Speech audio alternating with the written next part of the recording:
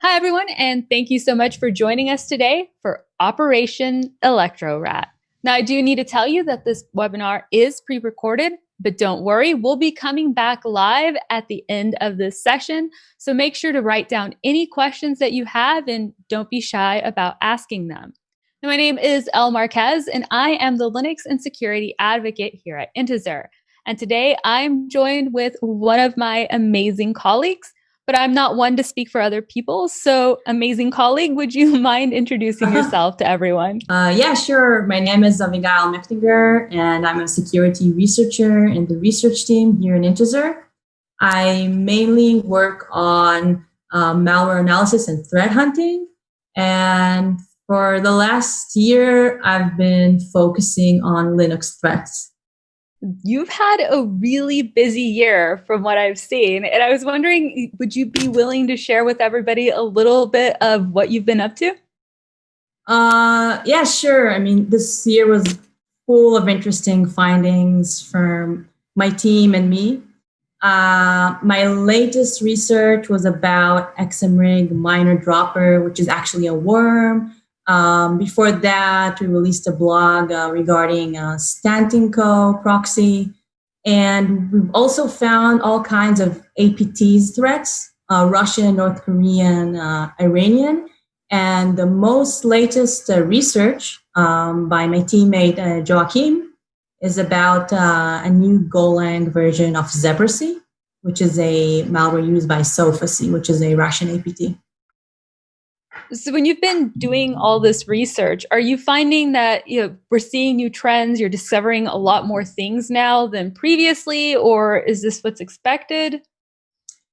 Well, I can say personally, by focusing on Linux, I feel there is a lot to uncover than covered. It's like a whole new field that there isn't much spotlight on it right now among other security vendors and researchers and so on. So this year was full of new discoveries, and I also strongly anticipate to next year. I believe that we will find much more interesting stuff regarding Linux. So the reason that we're here today and the focus is really going to be about your new finding, Operation ElectroRAT. Can you tell us a little bit about what this is? Yeah, so Operation ElectroRAT is a vast campaign. The attacker behind this operation put in a lot of effort. He registered a domain, developed a website, developed applications, developed a remote access tool from scratch. And all of this effort is to steal cryptocurrency wallets. So how long do you think this campaign's been around? Is it relatively new? So based on a Pastebin page that the malware contacts, it seems that the campaign is running for over a year now. The first pages were published at January 8th, 2020.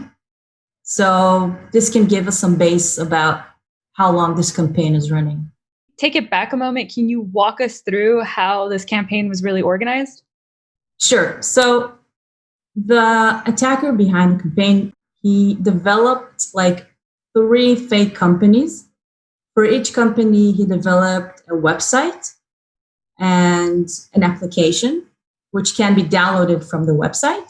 And each application could run on Mac, Windows, and Linux. So once a victim actually runs the application, he will see a GUI, which is related to the application, and the application will function. But in the background, the rat, or ElectroRAT, will be running, hidden, without the users knowing. Did the campaign go beyond this? I mean, really, what was the scope of it? I heard that there was actually advertising for it. Yeah, there were advertisement. The attacker promoted the applications in dedicated crypto-related forums. Maybe I forgot to mention, but all the applications were related to cryptocurrency. The one that I showed you now, Kintum downloads eTrade, which is a crypto management application. There's also Jam, which is a crypto management application. I can show you the cached website. We can see that it's pretty similar to Quantum. And there was also DAO Poker, which is a crypto poker.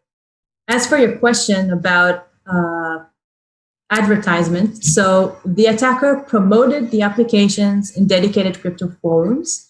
This is an example of a post in the Chinese Hive community promoting Quantum, which is the website that I just showed you. This is an example of a post promoted in Bitcoin Talk forum, advertising Jam. And also, speaking of that, the attacker created both Twitter and Telegram personas for DAO Poker. And another interesting thing is that I ran through a promotion in Twitter, also promoting Quantum, by a social media influencer. This guy has more than 25K followers. And so I assume that the attacker behind the campaign paid a certain amount of money to this person to promote his applications. Is this something that you've seen before, or is this kind of uncharted territory here? I personally haven't seen somebody go so far to steal cryptocurrency wallets. So it's somewhat rare to see that. Yeah. Wow. With everything that went into it, the publicity, the website building, I mean, making it look like a legitimate business. Are you willing to say how successful you think that this campaign really was? Again, basing on the pastebin page that the malware contacts, this is a screenshot taken like a few days ago. We can see that this user's pastebin page has more than 6,500 unique viewers. So we're basing our estimation on this number. And we're saying that these unique visitors are probably victims. So we can say that the number is bigger now, but there are about more than 6,500 victims. We've really been talking about this on the abstract level and, hits on pastebin, but let's bring it down to kind of the human factor here. Do we know of specific victims, people that have been affected by this? Yes. So we have evidence of people alerting about DAO Poker applications. These are posts of real victims commenting on MetaMask's threads on Twitter. MetaMask is a crypto wallet applications. So this kind of gives us a closure here, and we can really put faces kind of behind this operation. Yeah. I mean, it's so amazing that you were able to find this, and hopefully, people are watching this and we can help prevent a lot of this from happening again. But with this many victims and that much publicity, I mean, how were they able to go undetected for this long? I believe that it's because they used Golang as their malware, and Golang has its way to fly under the radar. And I think it's mainly because its size. Golang binaries are much bigger than native binaries, and it makes it harder for antiviruses to catch it. Is this kind of a new trend that you're seeing, or is it common for applications to be written in Golang? It's a trend. It's a trend, and we saw it pretty hard last year. And as I go, I see more and more Golang malware fly under the radar. And I really think that the industry should start putting more focus on these type of threats. And I can also drive you through the technical, like how it works. I think people would be really interested in that. Yeah. Yeah. So before that, I would like to show you a website that is now up and running, which is related to the campaign. This is a website developed by the attacker, which is live and kicking and running. It's like a fake company called Kintom. And you can see that they're trying to push you to download the applications. And it's really easy to download them, no sign in needed, and so on. And the application are hosted now on the website. I can easily download them. And you can see that the attacker also made a lot of effort to make it look legit. I'm like scrolling down. Of course, the first thing he said, download. Yeah. Download it now. Yeah, before it's too late. No.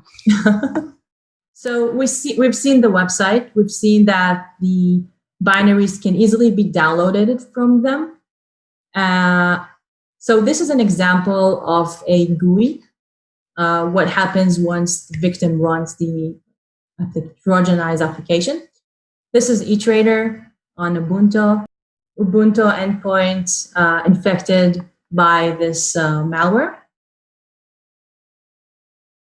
So the user installs the malware. He runs it without knowing it's a malware.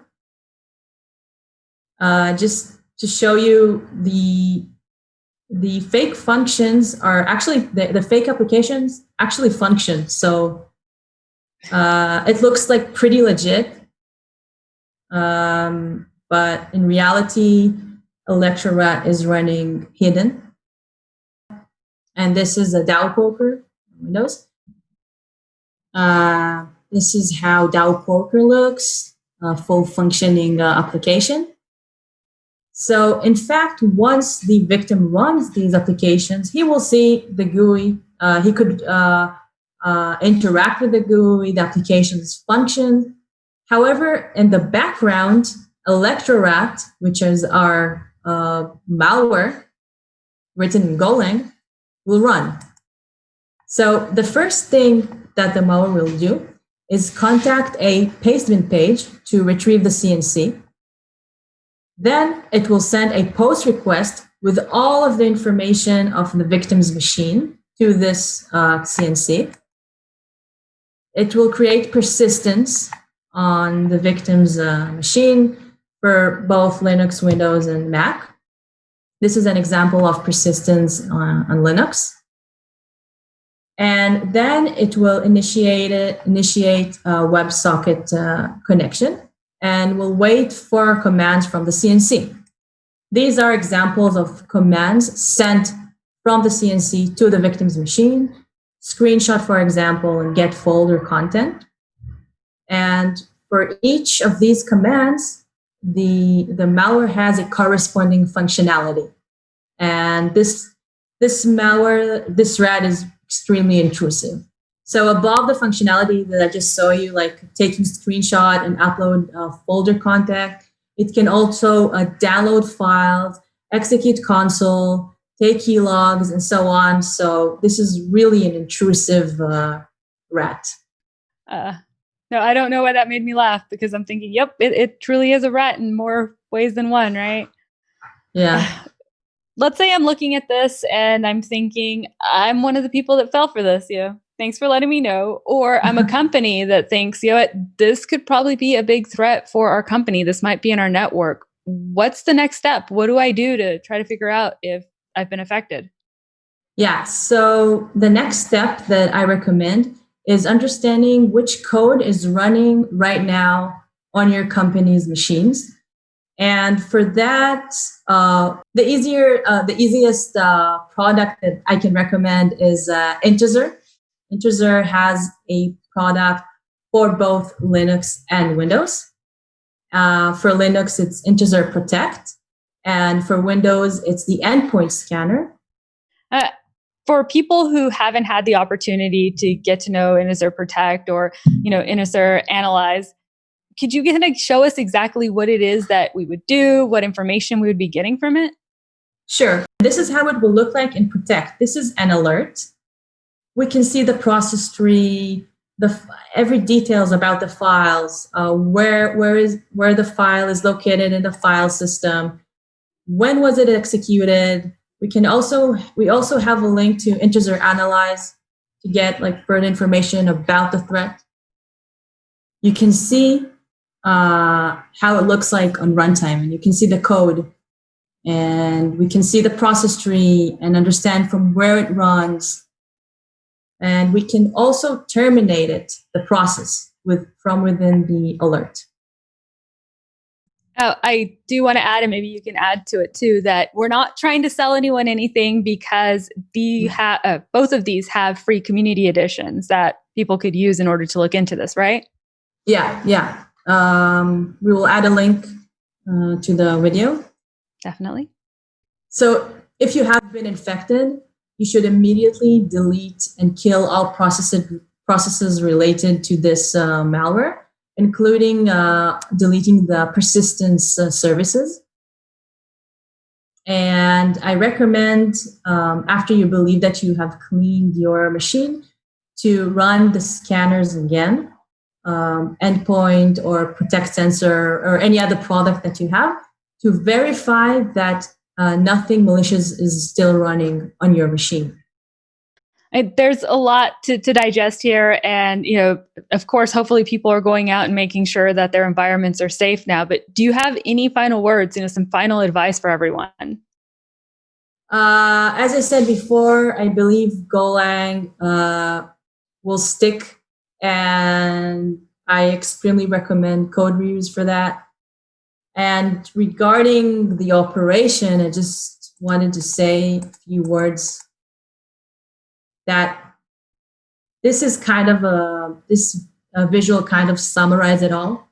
The attacker behind this operation, as I said before, put in a lot of effort, and it's somewhat rare to see this type of effort for the purposes of stealing cryptocurrency wallets.